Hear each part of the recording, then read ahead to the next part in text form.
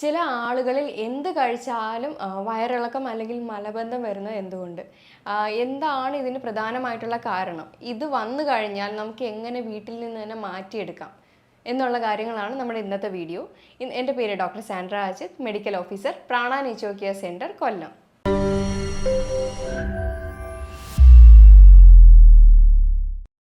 പല ആളുകളും എന്ത് അസുഖം വന്നാലും അത് പുറത്ത് പറഞ്ഞുകൊണ്ട് നടക്കാറുണ്ട്. പക്ഷേ ഈ ഒരു ബുദ്ധിമുട്ട് അല്ലെങ്കിൽ മലബന്ധം അല്ലെങ്കിൽ വയറിളക്കം വന്നു കഴിഞ്ഞാൽ അത് വീട്ടുകാരെ പോലും അറിയിക്കാതെ സ്വയമേ ചികിത്സ തേടുകയാണ് ചെയ്യുന്നത്.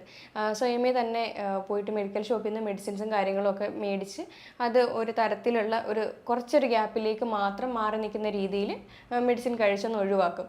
പിന്നെയും ഇത് സ്റ്റാർട്ട് ചെയ്യുമ്പോഴാണ് ഇത് എഗെയിൻ ഒരു റിക്കറൻ്റ് ആയിട്ട് 3-4 പ്രാവശ്യം വരുമ്പോഴായിരിക്കും ആളുകൾ ഇതിനെപ്പറ്റി ചിന്തിക്കുന്നത്. ഇതിൻ്റെ റൂട്ട് കോസ് അറിഞ്ഞ് ട്രീറ്റ് ചെയ്തിട്ടില്ലെങ്കിൽ ഈ ഒരു ബുദ്ധിമുട്ട് ചിലപ്പോൾ ക്യാൻസറിന് വരെ വഴിതിരിക്കാനുള്ള ഒരു കാരണമാണ്. എന്താണ് ശരിക്കും മലബന്ധം കൊണ്ട് ഉദ്ദേശിക്കുന്നത്? നമ്മുടെ ശരീരത്തിൽ ഒരു ബയോളജിക്കൽ ക്ലോക്ക് ഉണ്ട്. ഒരു സമയത്ത് ഉറങ്ങുക, ഒരു സമയത്ത് എണീക്കുക, അതുപോലെ വാഷ്റൂമിൽ പോകാനായിട്ടുള്ള ഒരു അർജും കാര്യങ്ങളും ഒക്കെ വരുന്ന ഒരു ബയോളജിക്കൽ ക്ലോക്ക് ഉണ്ട്.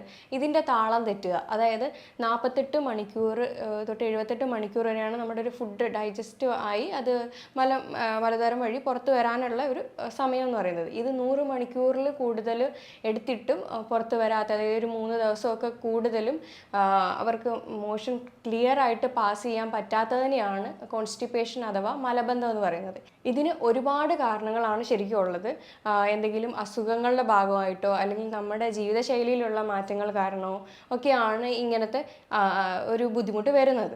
The mother of all disease എന്നറിയപ്പെടുന്ന ഈ കോൺസ്റ്റിപ്പേഷൻ, അതായത് എല്ലാ അസുഖങ്ങളുടെയും തുടക്കം കോൺസ്റ്റിപ്പേഷൻ ആണ്. അതായത് കുടലിൽ നിന്നാണ് എല്ലാ അസുഖങ്ങളുടെയും തുടക്കം എന്ന് പറയുന്നത്. അപ്പോൾ ഇങ്ങനെ മലം കെട്ടിക്കിടക്കുന്ന ഒരവസ്ഥ വന്നു കഴിഞ്ഞാൽ ഓട്ടോ ഇമ്മ്യൂൺ ഡിസീസിൽ തുടങ്ങി ക്യാൻസർ സ്റ്റേജിലേക്ക് വരെ എത്താനായിട്ടുള്ള ചാൻസ് ഉണ്ട്. കാരണം ഇത് അൺട്രീറ്റഡ് ആയിട്ട്, അതായത് ഇത് ട്രീറ്റ് ചെയ്യുന്നില്ല, മലബന്ധത്തിനെ അത്രയും കാര്യമായിട്ട് എടുക്കാത്തവരാണെങ്കിൽ ഉറപ്പായിട്ടും പല അസുഖങ്ങളിലേക്കും ഇത് വഴിതിരിക്കാൻ വലിയൊരു കാരണമാണ്.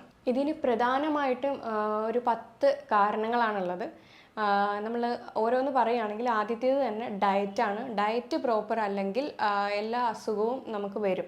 അതായത് പ്രത്യേകിച്ചും ഫൈബർ അടങ്ങിയ ഭക്ഷണങ്ങൾ കൃത്യമായിട്ട് കഴിക്കുന്നില്ല, അല്ലെങ്കിൽ പ്രീബയോട്ടിക് പ്രോബയോട്ടിക് അടങ്ങിയ ഭക്ഷണങ്ങൾ കൃത്യമായിട്ട് കഴിക്കുന്നില്ല എന്നുണ്ടെങ്കിൽ ഈ പറയുന്ന ബുദ്ധിമുട്ട് വരുന്നുണ്ട്.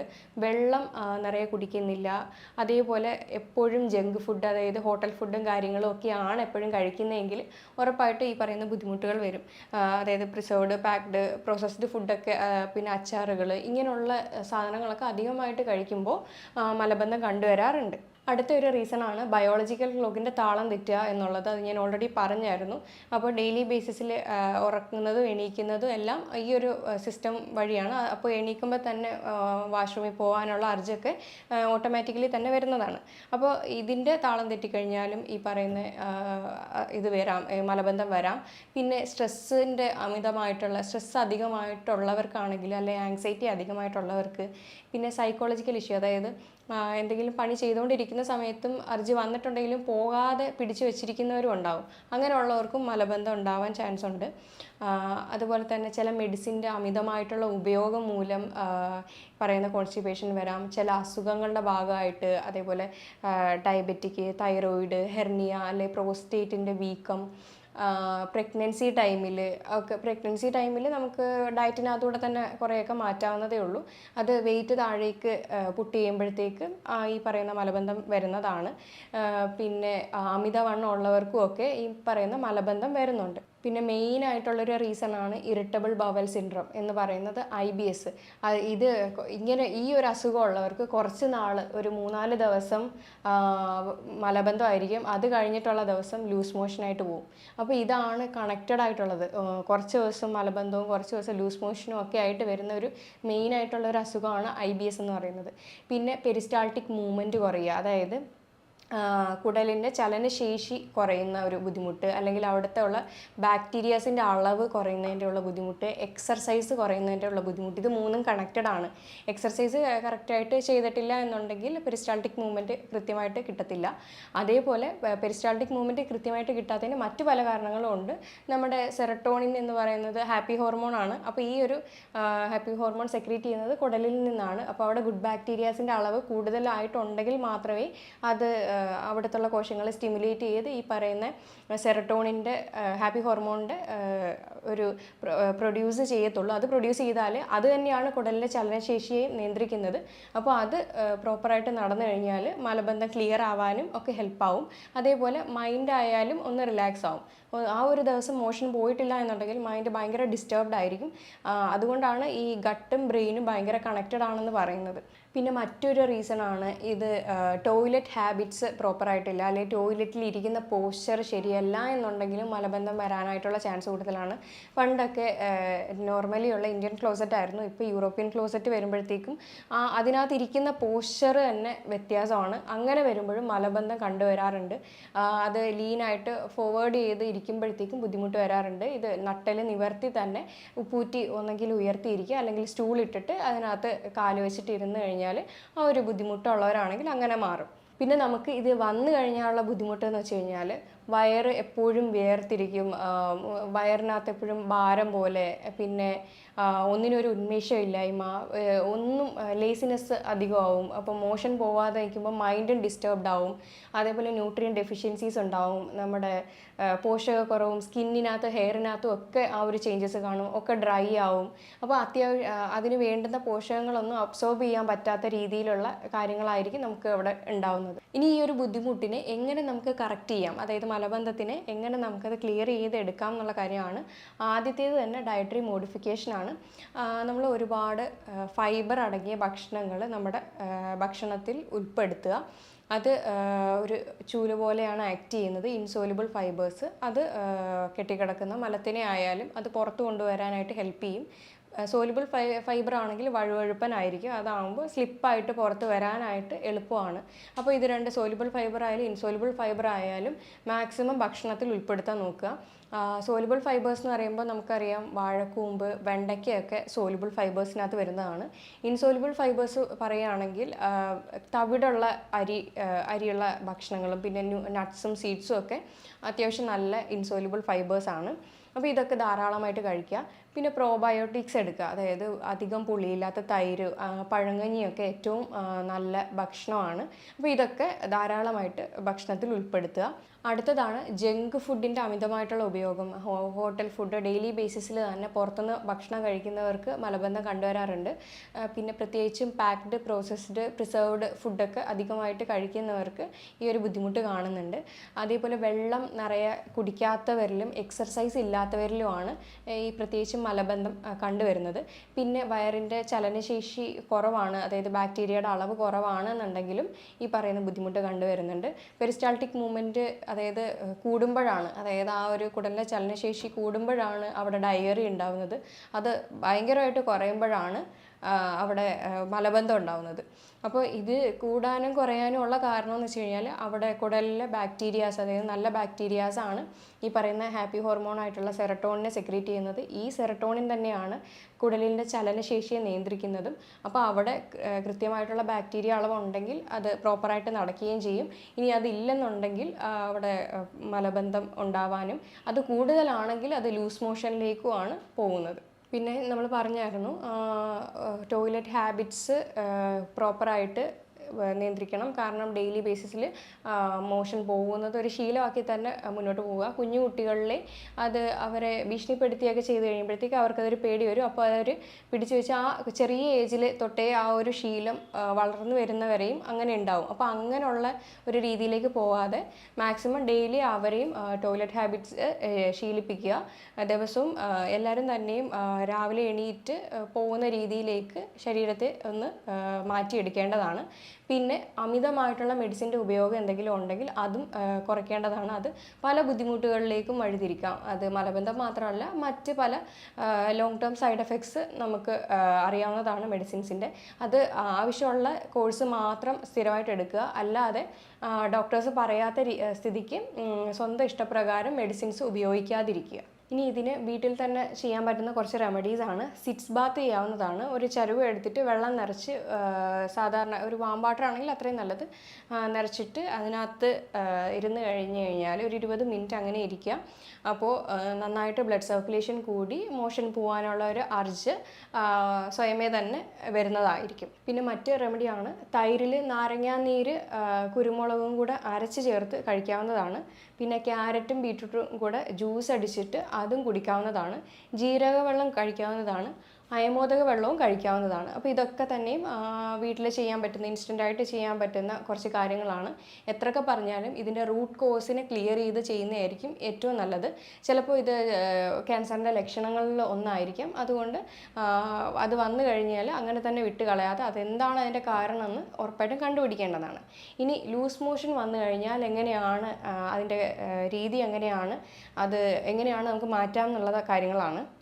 ഡയറി അല്ലെങ്കിൽ ലൂസ് മോഷൻ എന്ന് പറഞ്ഞു കഴിഞ്ഞാൽ ഒരു ദിവസം തന്നെ 3 പ്രാവശ്യത്തിൽ കൂടുതൽ ടോയ്ലറ്റിൽ പോകുന്നത്, അത് വെള്ളത്തോട് കൂടിയ മലമായിരിക്കും പുറത്ത് പോകുന്നത്. അപ്പോൾ അങ്ങനെ വരുമ്പോൾ അത് ലൂസ് മോഷൻ ആണെന്ന് പറയാം. ഇപ്പം ഞാൻ പറഞ്ഞിരുന്നു, ചില ആരോഗ്യ പ്രശ്നങ്ങളുള്ളവർക്ക് ഈ ലൂസ് മോഷൻ വരാറുണ്ട്.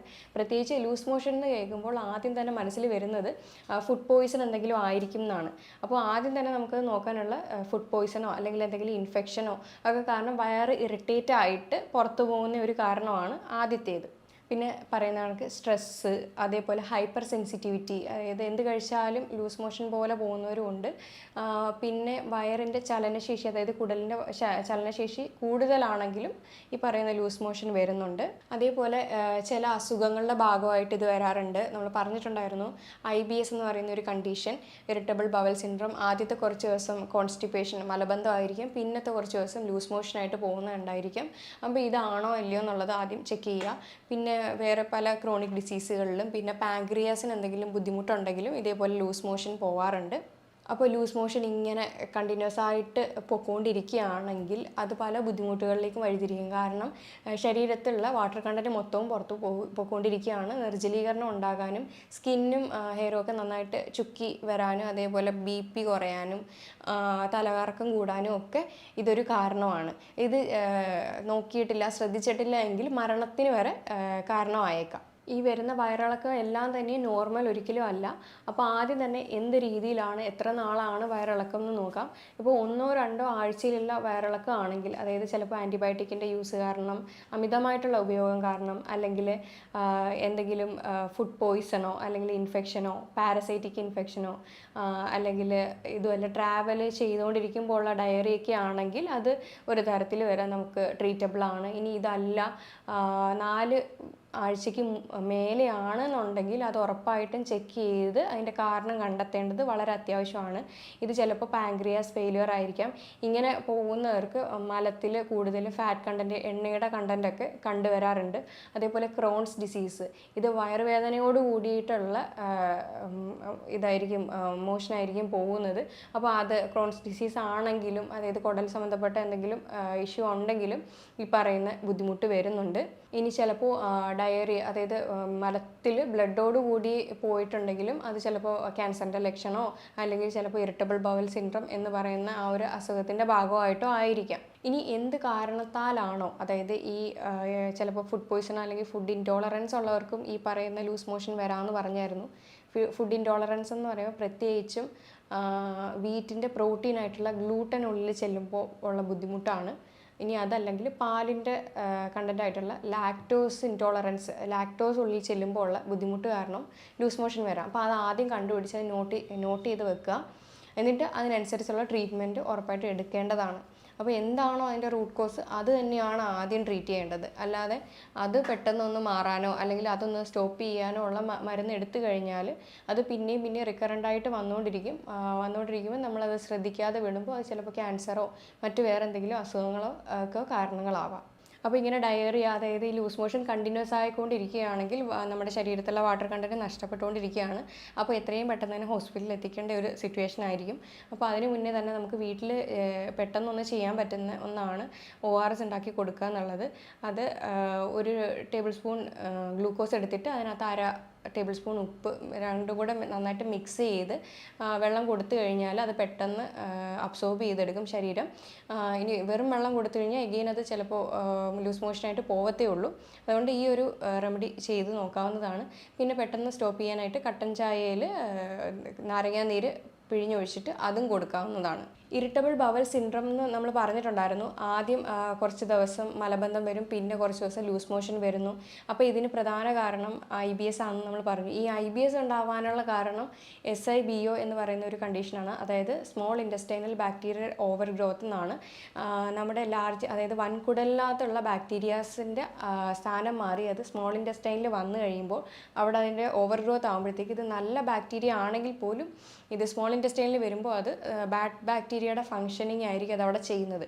അപ്പോൾ ഇത് ആണ് IBS ക്രിയേറ്റ് ചെയ്ത് അവിടെ ഒന്നെങ്കിൽ മലബന്ധം അല്ലെങ്കിൽ ലൂസ് മോഷൻ ഉണ്ടാക്കുന്നത്.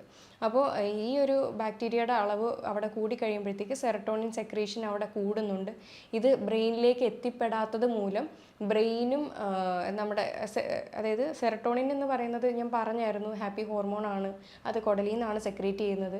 അത് അധികമായിട്ട് സെക്രീറ്റ് ചെയ്തിട്ടായാലും അപ്പം കുടലിൻ്റെ ചലനശേഷി കൂടി ലൂസ് മോഷനായിട്ടും ഇനി കുടലിൻ്റെ ചലനശേഷി കുറഞ്ഞ് അത് കോൺസ്റ്റിപ്പേഷനായിട്ട് മാറുന്നു എന്ന് നമ്മൾ പറഞ്ഞായിരുന്നു.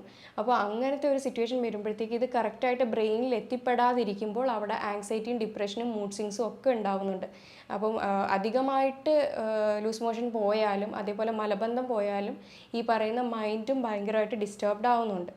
അപ്പോൾ IBS എന്ന് പറയുന്നത് ഒരു ചെറിയ കാര്യമല്ല. അപ്പോൾ അത് ആദ്യം തന്നെ നമ്മളത് കണ്ടെത്തി അതിനെ ട്രീറ്റ് ചെയ്യേണ്ടത് വലിയ ഒരു ഉത്തരവാദിത്വമാണ്. അപ്പോൾ ഞാൻ ഈ പറഞ്ഞ കണ്ടീഷനിൽ ഡയറ്റിൻ്റെ കാര്യം തന്നെയാണ് ഇവിടെയും പറയാനുള്ളത്. ഷുഗർ അധികമായിട്ടുള്ള ഡയറക്റ്റ് ആയാലും ഇൻഡയറക്റ്റ് ആയാലും അത് കട്ട് ചെയ്യുക. അത് ഫ്രക്ടോസ് ഷുഗർ ആണെങ്കിൽ പോലും അത് കട്ട് ചെയ്യുക. അധികമായിട്ട് നമ്മൾ നട്ട്സ് സീഡ്സും അതേപോലെ ഇലക്കറികളും പിന്നെ വെജിറ്റബിൾസൊക്കെ ധാരാളം ഇൻക്ലൂഡ് ചെയ്യുക. ബട്ടർ, പിന്നെ കോക്കനട്ട് ഓയിൽ, ഒലിവ് ഓയിൽ അങ്ങനത്തെ ഉള്ള സാധനങ്ങളൊക്കെ നന്നായിട്ട് കഴിക്കാവുന്നതാണ്. തൈര്, മോരും ഒക്കെ കഴിക്കാവുന്നതാണ്. അപ്പോൾ അത് കൃത്യമായിട്ട് കണ്ടുപിടിച്ച് അതിൻ്റെ കാരണത്തിന് ട്രീറ്റ് ചെയ്യേണ്ടതാണ്.